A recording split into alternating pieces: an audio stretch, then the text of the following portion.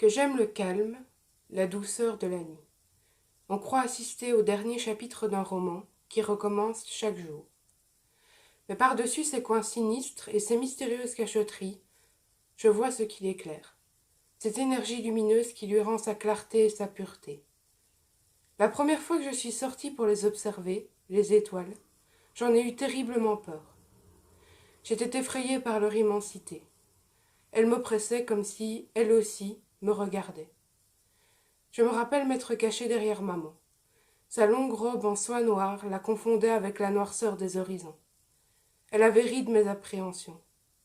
Puis, d'un geste dont seules les mères sont capables, elle m'a porté sur ses épaules fragiles et m'a murmuré « Plus tu les approcheras, moins elles t'effrayeront, je te le promets. » En ce temps-là, la phrase résonnait dans ma tête avec une totale incompréhension. J'avais une confiance aveugle dans les paroles de maman. Alors, je n'ai pas cherché à les comprendre ou à les contredire. J'ai suivi ces mots à la lettre et j'ai essayé d'approcher les étoiles, assez près pour qu'elles entendent mes murmures. Tous les ans, je me rendais chez ma grand-mère pour les vacances d'été. Elle n'a malheureusement pas pu échapper à mon enthousiasme étouffant pour ma nouvelle passion. Sa patience m'émerveillait.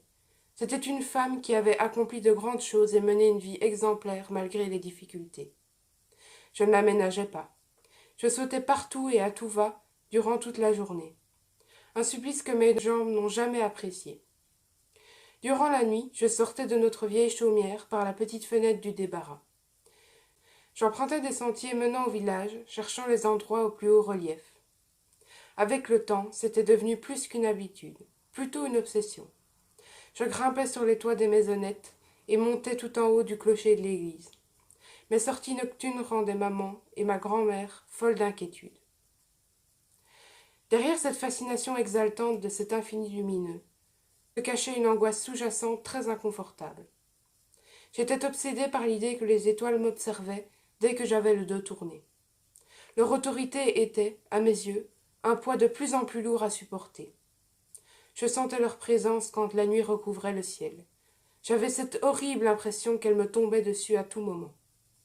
Ce sentiment renforçait mes craintes. Je tentais de découvrir, à l'aide de ce que je voyais, comment se manifestait cette autorité. Quelles étaient les raisons matérielles de ma peur? Était-ce l'ambiance morose et mélancolique amenée par la pluie? Le brouillard rempli de mystères et d'inconnus? Ou encore l'orage, symbole de colère et de puissance? Je me réconfortais en pensant que si elle s'attaquait au monde entier, je n'étais pas susceptible d'être directement visée. Malgré ça, je m'excusais sans cesse d'un possible sentiment de rancœur qu'elles auraient pu éprouver envers moi. Elles devaient être pudiques à force de subir les milliards de regards prêts à les juger, sans scrupule. Voulant m'approcher de trop près, j'ai cru avoir éveillé une rancœur qui les pousserait à m'en vouloir. Ces troubles passagers ne m'empêchaient pas de me cultiver sur le sujet et de l'aborder avec l'entièreté de mon entourage. J'avais soumis l'idée d'une activité ludique sur le thème des étoiles à ma maîtresse. Elle avait trouvé mon intérêt fascinant pour mon jeune âge. Une sortie scolaire fut alors organisée dans un musée consacré à l'espace à quelques kilomètres du village. L'expérience m'avait abasourdi. L'intérieur était semblable au vide infini qui t'accompagne sur le chemin de tes rêves. La beauté des représentations m'avait ému aux larmes. Cependant, un détail avait mis mon envoûtement en suspens. Un homme perdu au milieu de cette magie. Il avait un air paisible sous son casque noir et sa combinaison blanche. J'ai dû mettre ma raison à l'épreuve pour admettre que les photos n'étaient pas retouchées et qu'il avait bel et bien marché sur la lune. J'étais sûrement jaloux de ne pas avoir été le premier. J'avais cette sensation stupide de manquer de culture. Mes camarades riaient de moi en disant que j'étais dans la lune. Je trouvais l'expression ironiquement appropriée. Même si pour moi c'était utopique et imagé, quelqu'un l'avait vraiment réalisé. Par conséquent, j'avais le devoir de m'appliquer le plus soigneusement possible à creuser les mystères de cet homme en blanc et voir quelle vérité valait la peine d'être racontée. Le temps filait comme un train à grande vitesse. Plus je connaissais de choses, plus je voulais en apprendre. Mes objectifs étaient réduits à une liste à accomplir pour avoir une mince chance de me justifier et de donner la possibilité à toutes les étoiles de me pardonner. J'étais déjà assez aguerri pour supporter les problèmes d'une réalité plus mature. Ils étaient d'ailleurs sur ma liste. L'un d'eux, sûrement le plus désolant, était le peu de choix qui s'offrait à moi concernant les formations pour devenir astronaute. J'avais fait des recherches approfondies sur le sujet. Il fallait partir loin de la maison. J'étais peut-être jeune, mais j'avais le sens des responsabilités. Du moins, je le croyais. Heureusement, le temps ne me faisait pas peur. Le futur me paraissait bien loin, avec encore beaucoup de ressources pour trouver des solutions aux éventuels problèmes. Je dessinais les lignes de mon avenir avec le sourire et l'innocence la plus pure de l'enfance. J'avais même transfiguré les choses concrètes et banales du quotidien en la beauté de l'imagination. Je trouvais une certaine grâce en métamorphosant la voiture en navette spatiale, la machine à laver en trou noir, ou encore les seaux du lit en bond en apesanteur. Tout se transformait et prenait une autre fonction que je jugeais bien plus intéressante. Malgré tout le bonheur qui m'était destiné, un manque avait envahi l'entièreté de la maison, et maman avec. J'avais tenté de nombreuses fois de la regarder, mais elle ne changeait pas de visage. Qu'importait l'investissement qu'elle mettait pour le cacher, ce n'était plus la même personne. Ses yeux étaient vides, ni tristes, ni rien. Juste le néant dans ses pupilles noires charbon. On pouvait apercevoir son âme au travers. Elle était tourmentée, certes, mais surtout éteinte. Elle avait la capacité d'emmener les malheureux qui essayaient de l'approcher au bord d'un gouffre sinistre, rempli de haine et de tristesse.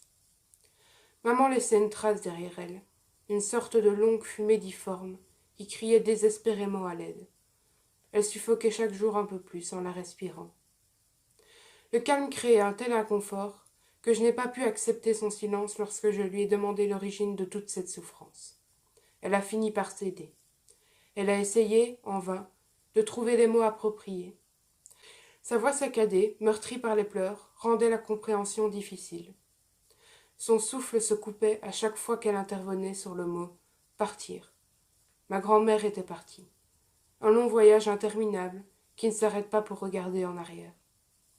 Son discours n'engageait rien d'intéressant lorsque je l'ai entendu. J'y ai tout de même accordé mon attention, car il semblait avoir des conséquences colossales sur l'humeur de maman. De longs jours durent passer pour que je ressente enfin un manque qui me tiraille l'estomac. Il s'amplifiait en observant mes camarades heureux de retrouver leurs grands-parents à la sortie de l'école. Chaque câlin, chaque sourire épuisait le peu de joie qui me restait. Même le temps se permettait de voler mes souvenirs. J'étais en colère contre les étoiles. Celle qui m'avait tant appris avait préféré maintenant m'inculquer l'injustice. Elle saignait les faiblesses de chacun et n'éprouvait aucun regret à cet égard. Elles me narguaient avec leur blancheur remplie de malice, amusée de voir souffrir les êtres inférieurs qu'elles manipulaient. Avec une subtilité déconcertante, elles se cachaient durant le jour pour laisser place à l'illusion du retour au calme. Mais la nuit tombée, elles revenaient telles les êtres féroces responsables du destin. Ma rage troublait mon jugement. La période de fascination était révolue. Une véritable passion effacée sans que je n'aie rien à regretter. Ma seule question portait sur la raison de cette déraisonnable vengeance. Personne ne méritait d'être brisé parce qu'il était passionné. Ces astres m'avaient tout pris, jusqu'au dernier espoir qu'une justice existe. J'aimais beaucoup le blanc, avant.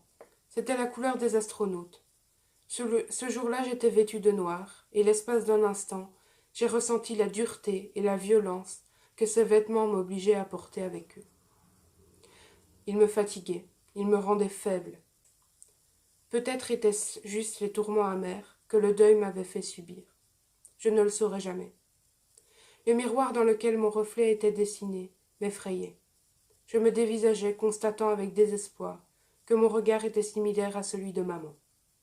Le vide m'avait envahi, le chagrin m'avait détruit. La voiture, la machine à laver étaient redevenues les banalités qui montrent la vie telle qu'elle est, insipide. Ces objets s'étaient écroulés sous la force de la fureur qui m'affligeait. Je ne pouvais plus penser, pas depuis que maman m'avait annoncé la terrible nouvelle. Le son des cloches de l'église bourdonnait dans mes oreilles. Mes proches marchaient calmement et silencieusement pour s'asseoir et écouter le prêtre. J'avais trouvé la cérémonie trop longue pour si peu de vérité. Dieu n'allait pas accueillir ma grand-mère. Elle monterait jusqu'aux étoiles et comprendrait que la faute, qui la privait de tout ce pourquoi elle était heureuse, me revenait. J'aurais tellement aimé l'enlacer une dernière fois, sentir ses mains délicates passer sur mes cheveux en bataille, imprégner mes vêtements de son odeur de biscuits bien cuits, poser ma tête sur la sienne et lui chuchoter des merci pour tous les cadeaux qu'elle a pu m'offrir. Une immense nostalgie m'avait parcouru l'entièreté du corps. D'une tentative inutile, je me suis levée brusquement cherchant à sortir de l'église. Tous les cris que clamaient les esprits en perte résonnaient dans ma tête. Ma respiration se faisait difficile et mon cœur s'était serré ardemment. Je cherchais désespérément une sortie à cet enfer. En proie à la détresse, j'avais jeté un regard à maman. Elle avait mis sa main sur mon épaule. Elle m'avait transmis par son geste le posé d'un soutien. Le poids de son essence blessée m'avait enterré sous terre. Le geste avait au moins eu le bénéfice de me calmer. Le discours et les hommages prenaient fin. Nous sommes remontés dans la voiture d'un pas nonchalant. Je cogitais pour combler le mutisme complet de maman. Mes angoisses avaient ravivé des émotions disparues depuis bien longtemps. Mon esprit s'évertuait à chercher un sens à cet abus de pouvoir. Je voulais des réponses concrètes issues de ces reines du ciel. Le trajet me parut une éternité. Ma tête cognait la vitre à cause des imperfections de la route, et la buée créée par l'humidité devenait de plus en plus opaque. Le bruit des gouttes de pluie s'était mêlé au silence oppressant qui régnait dans le véhicule. Ce fut les derniers moments que j'ai trouvés apaisants. J'espérais fermer les yeux et partir du cauchemar. On s'arrêta devant une station-service. J'avais fait semblant de dormir afin de laisser maman se concentrer sur elle pour une fois. La buée avait disparu. Elle avait laissé une place transparente qui me permettait de fixer le compteur de la pompe. Les chiffres défilaient tout comme mes pensées. Il était dommage qu'on ne puisse pas arrêter de raisonner juste en retirant les informations, comme le mécanisme d'une pompe à essence. Mon obsession avait conduit à beaucoup d'idées prometteuses, mais une seule était garantie. Encore blessée par la peine, je n'ai pas été capable de trouver d'autres alternatives. Je suis sortie de la voiture, nébuleux. Concentrée à payer le diesel, maman a fait abstraction de ma fuite furtive. Quelques secondes sont passées avant qu'un instinct vienne ralentir mes forces. Je me suis regardée, hésitant, dans les larges flaques du trottoir. Un torrent de pluie s'abattait sur la route abîmée. J'étais obstinée. Une seconde. J'ai regardé maman et son visage, que je n'avais plus vu apaisé depuis un long moment. L'eau lui profilait une magnifique posture courbée. Son ombre se séparait avec élégance du reste de la vue. 2 secondes, j'ai avancé prudemment pour quitter la bordure sur laquelle je me tenais. Elle était le dernier garde-fou qui me retenait de suivre mon intuition. Mes bras étaient engourdis et ma chevelure ruisselait le long de mon cou. Je ne tremblais ni de froid ni de peur. Persuadé de ma solution pour obtenir mes réponses, je me sentais fier et courageux. Le sacrifice d'un garçon pour apporter le savoir à l'humanité. J'allais être le premier. J'ai fermé les yeux, cette fois-ci me portant dans un rêve. Je me suis tenu droit face à la route, à mon destin, à la lumière, et j'ai laissé les phares s'approcher. Il m'a semblé entendre crier. Peut-être ai-je confondu le cri de détresse d'une mère et le bruit assourdissant d'un klaxon. Je me suis envolée. J'ai flotté parmi les boules massives que je ne craignais plus. Leur secret était dévoilé. Elles prenaient place confortablement pour observer les aléas de la vie, sans avoir d'influence particulière. Je les ai comprises. C'est en brillant que j'ai vu le véritable sens de la lumière.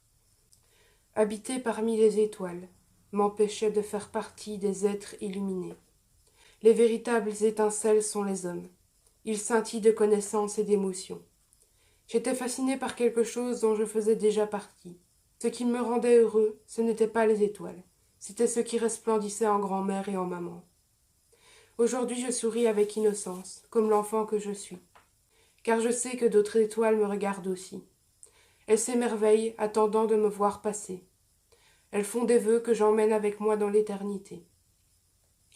Que j'aime le calme, la douceur de la nuit. On croit assister au dernier chapitre d'un roman qui recommence chaque jour. Mais par-dessus ces coins sinistres et ces mystérieuses cacheteries, je vois ce qui l'éclaire. Cette énergie lumineuse qui lui rend sa clarté, sa pureté. J'ai demandé pardon aux étoiles, à mes étoiles, aux astres qui rendaient ma vie si belle et pleine de sens. Pour tout ce que j'aurais pu apprendre en calmant mon enthousiasme, en ne voulant pas grandir trop vite. Prendre le temps de voir ce qui vous pousse dans la lumière de la réussite. C'est un pardon éternel qu'elles n'entendront jamais.